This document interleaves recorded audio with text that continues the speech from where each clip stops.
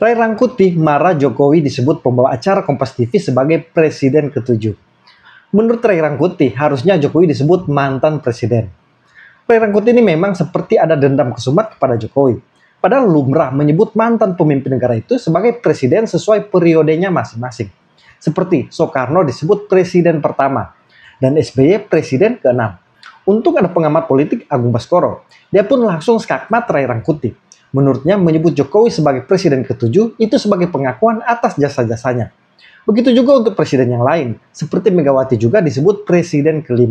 Presiden ke-7 Republik Indonesia Joko Widodo sendiri mengatakan bahwa ini ada yang backup sehingga bertahan sekian lama. Kenapa sih kita menyebut presiden ke-7? Kenapa kita nggak menyebut mantan presiden? Bekas presiden. Ya boleh lah, kenapa? Boleh. Iya makanya saya mau tanya, kenapa mantan presiden gitu ya? Kenapa presiden ke-7? Kalau ditanya siapa yang bermain di sini, ya saya seringkali menyampaikan ada 3.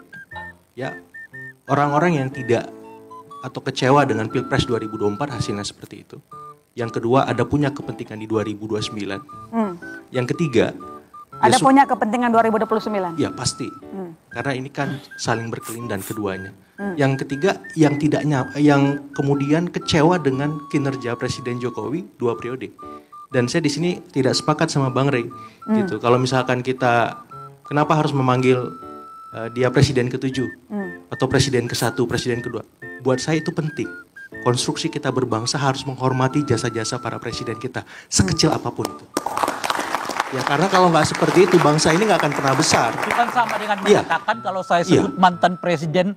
Mantan presiden nggak masalah, jadi tapi jangan permasalahkan orang menyebut presiden ke-7. Enggak, saya bertanya kenapa sih kita menyebut presiden ke-7, itu kan pilihan. Mengapa kita tidak menyebut mantan presiden? Tapi pilihan kita harus lebih berkualitas, Bang. Kita harus menghargai seluruh presiden-presiden kita. Berkualitas itu yang saya persoalkan. Bahwa seolah-olah kalau kita mengatakan presiden ke-7 lebih berkualitas dari mantan presiden. Bukan, presiden pertama pun saya sebut presiden ke-1, presiden kedua, presiden ketiga. Iya. Cara kita berbangsa harus berkualitas. Republik Indonesia seolah-olah lebih berkualitas dari kalimat mantan presiden. Ya kurang pas, ini bernegara berbangsa. Harus kita hormati jasa-jasa para presiden seperti itu. Itulah pertanyaannya. Persis. Kalau saya sebut mantan presiden, apakah dengan sendirinya merendahkan yang bersangkutan? Tidak, mantan tapi konotasinya mantan itu lebih cenderung peyoratif, Bang, negatif. Apakah itu semua? Kalau begitu, presiden pertama, kedua, ketiga, keempat, kelima. Ini kalau kecenderungannya itu tidak berkualitas. Oh bukan, mantan itu konotasinya peyoratif, Bang, negatif. Kurang baik dari bangsa. Mantan tuh bagus. Kadang-kadang kita bisa balik ke mantan kok. Enggak. Kalau saya ingin kita dalam konstruksi berbangsa bernegara, jadi menghormati. saya balik lagi. Bung Ade adalah Bekas presiden. mahasiswa alumni ke-70 dari sekolahnya. Jadi kita nggak bisa sebut Bung Ade adalah mantan sekolah anu. Sebab itu seolah-olah merendahkan Bung Ade. Kita ngomong berbangsa bernegara, Bang, bukan ngomong personal lagi. Ini institusi. Cara kita berbangsa bernegara itu harus naik kelas terus seperti itu. Untuk presiden, wakil presiden, untuk menteri juga harus seperti itu, Bang. Supaya tertib demokrasi kita jalan. Itu aja posisi. Balik ke pertanyaan yang tadi itu kira-kira gimana 3 aktor itu. Ya kalau gitu panggilnya mantan kurang ke-11. 3 aktor itu yang saya sebutkan, ini salah dan tidak menutup kemungkinan dalam konteks ini saya mengkritik Pak Jokowi juga bisa jadi ya struktur yang beliau katakan orang besar, ada orang yang backup, itu juga kurang pas karena kan ini semua berkumpul. Bisa jadi person by person yang punya kepentingan tadi 2024, 2029, kemudian yang kecewa dengan pemerintahan Pak Jokowi. Jadi saya ingin menyempurnakan analisis Pak Jokowi bahwa ini bukan kekuatan besar saja, ini bukan ada yang backup, tapi person by person yang punya kepentingan yang sama seperti itu. Jokowi harus menyebutkan saja siapa yang dia maksud. Persis.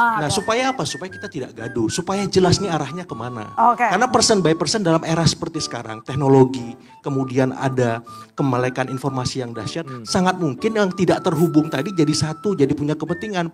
Pak Subhan, Bang Roy, yang lain bersama karena memang selama ini melihat ada masalah di masa lalu yang belum selesai dan itu membuat kita lebih dewasa, lebih bijak melihat semua ini. Ada masalah ijazah ya udah kita kawal gimana ujungnya.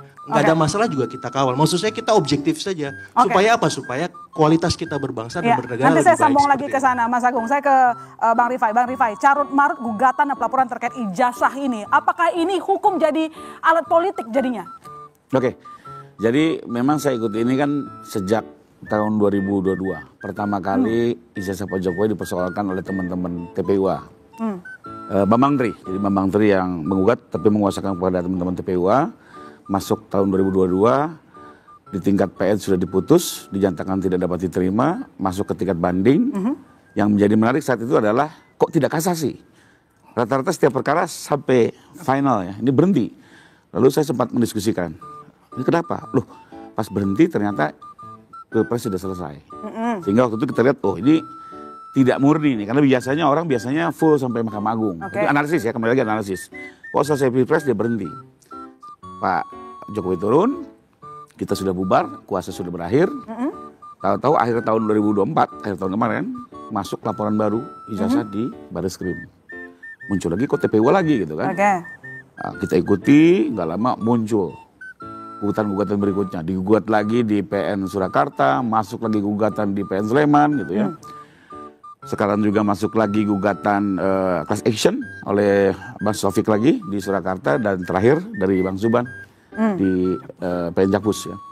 Nah, kita melihat kok ini upaya-upaya hukum ini kok semakin kesini semakin besar gitu ya, masif ya. Sekalipun dasarnya itu aja, nggak ada sesuatu yang baru. Nah, terakhir sebenarnya di dalam perjalanan Bang Rey sudah ikut-ikut bicara maksul juga. Tapi saya pikir masih belum ada gerakannya. Waktu itu bergabung sama tim mantan general ya. Bergabung masih oke.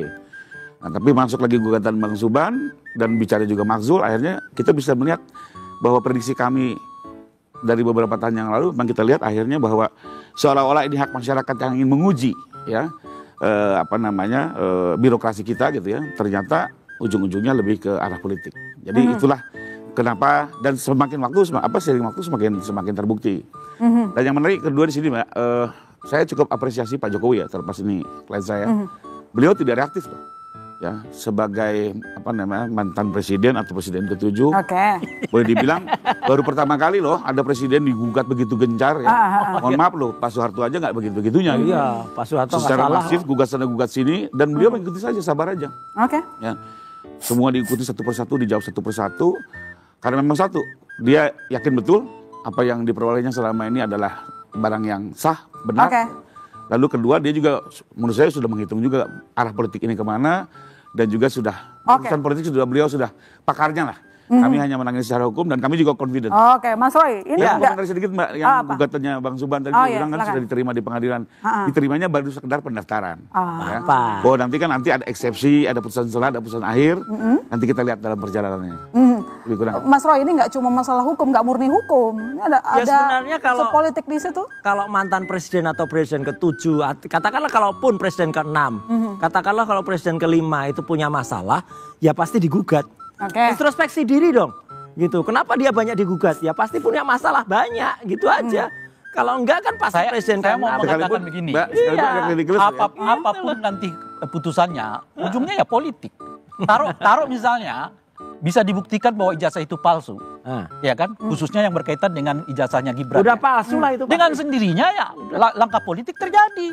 Bagaimana seorang presiden ternyata ijazahnya palsu?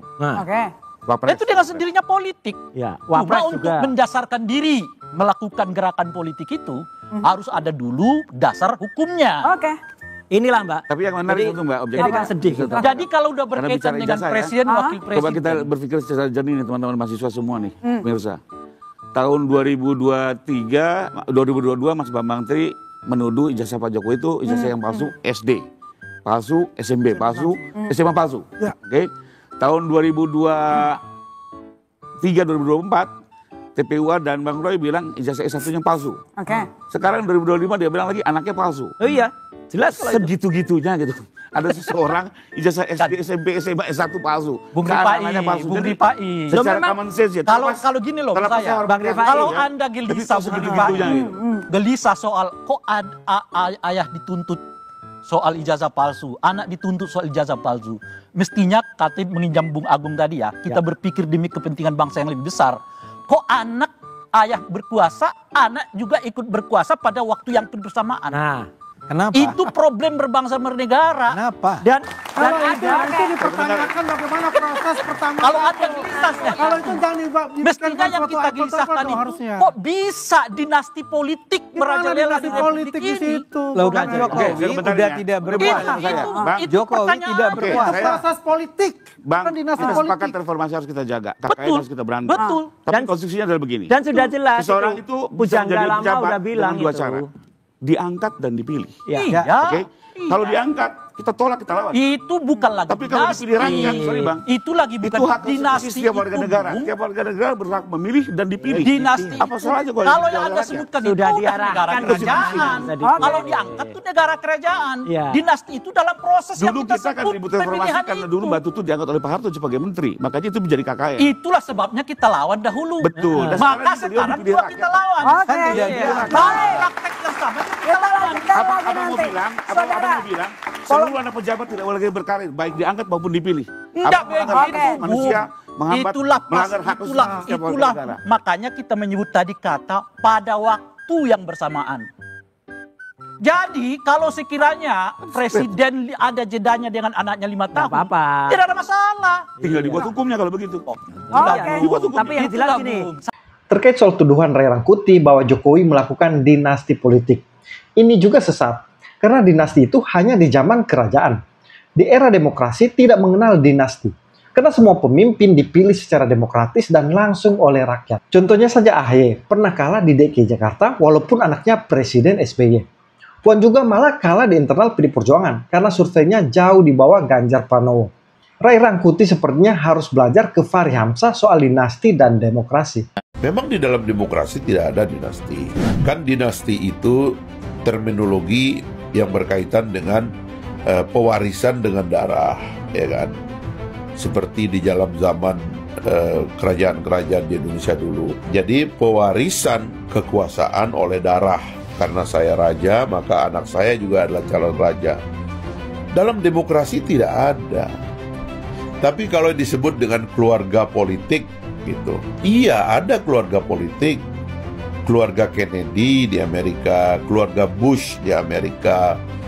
Itu disebut keluarga politik. Jadi dinasti tidak ada, karena tidak ada pewarisan oleh darah. Ini pewarisan oleh suara rakyat, gitu. Kalau sudah pewarisan keluarga oleh rakyat, ya tidak ada. Ini demokrasi.